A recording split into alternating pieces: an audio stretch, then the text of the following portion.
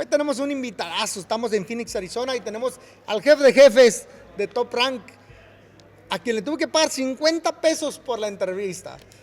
I pay 50 pesos for the interview. Okay, Todd the Buff. It's the first time when I pay something for the interview. Gracias, es la primera vez que pago 50 pesos por la entrevista. Pero nada, Todd the Buff, el presidente de Top Rank. Campeón. Thank you very much for having me. Oye, Todd the Buff, ¿por qué el boxeo? What do you mean, why boxing? Sí, ¿por qué te dedicas al boxeo? ¿Qué te motivó? Well, first of all, I was born in Las Vegas, so I was around boxing. And being in Las Vegas as a kid, the town stopped when boxing came to Las Vegas. So I loved watching boxing. I saw Sugar Ray Leonard, I saw Larry Holmes, all these fights. So I've always loved the sport. Oye, Bob, Todd, ¿cómo empezaste en el boxeo? Pues, ¿te gustaba? Ya me contaste que te gustaba, era emocionante para ti, veías a Sugar Ray Leonard, Thomas Hearns, pero ¿cómo entraste a este difícil negocio? Well, I got my start through Bob Arum, and meeting Bob Arum in the late 80s when he started to be dating my mother. And I was kid, and I was like, this is amazing. I love the sport. I think it's interesting. I love sports and I love media.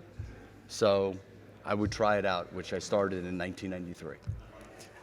Oye, estabas en Top Rank, bueno, iniciaste con Bob Arum y empieza tu historia en el 93. En el 93, déjame sacar cuenta rápido, en el 93.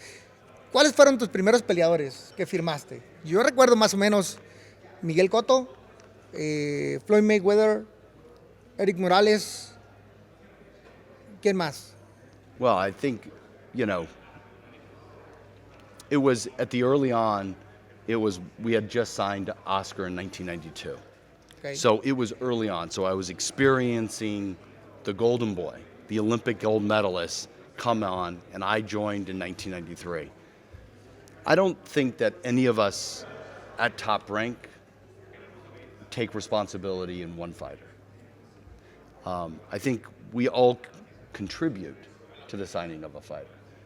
For me and you, I took more of an interest because Top Rank hadn't jumped into a Mexican national fighter at that point. We had had Oscar, we had had Michael Carbajal, but we really hadn't been in Mexico with somebody. And you were one of the first ones we did in 1994? 95.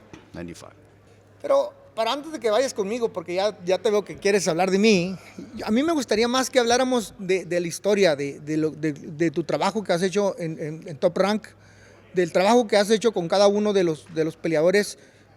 ¿Qué les ves? ¿Cómo los escoges? ¿Cómo decides que es el que tienes que empezar a apoyar? Porque pareciera una casualidad, que no lo es, que todos los que agarran son grandes peleadores. I'm not going to take responsibility for that. So I think timing is everything.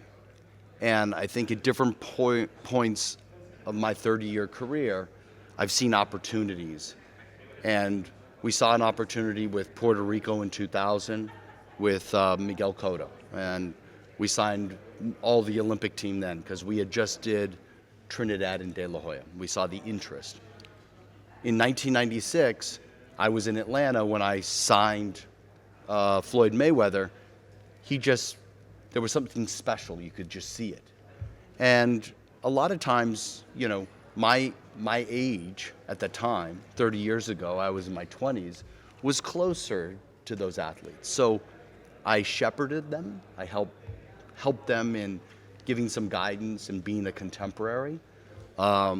And that's why you relate to me and those fighters, because we were more the same age. ¿Qué crees que fue o ha hecho difícil la relación de trabajar ahora que de repente pues tomó decisiones Cotto de irse, Floyd fue el primero, luego Cotto, otros terminamos nuestra carrera con Top Rank, pero ¿Qué es lo más difícil de trabajar con todos ellos? O de un boxeador. Well, a lot of it is, it seems to be that when we do our job really well, they see the success. If we don't do our job well, they usually stay around for a lot longer. It's when we do our job well, other people come to them and they say, hey, we should go do it over here. We should do it ourselves. Let's do our own promotional company. Let's do our own thing. And that has been, from Oscar to Floyd to Cotto, a history. And you're never going to, stop an athlete from exploring other options, right? And when the contracts are up, they can go out into the market and see what their value is, and they can come back to you. But as long as they do it under they don't breach their contract to go explore, that's respect, right? And I think when you have a contract, you respect each other's contract. And when he's a free agent, if I can't provide for you and you're respectful, then I understand. ¿Cuál es el secreto de Top Rank para saber llevar la carrera de cada uno de los boxeadores que tiene? I think we don't have one skill set. I think we have an incredible team. And Bob has given us the ability to grow that team. So today, we are much bigger, much more autonomous, much more skilled in adapting to the new times.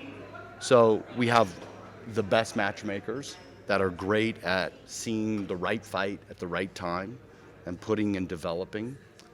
And then we have, a team today, and a team that is able to capture content and distribute it and use our social channels and create our own content around the athletes.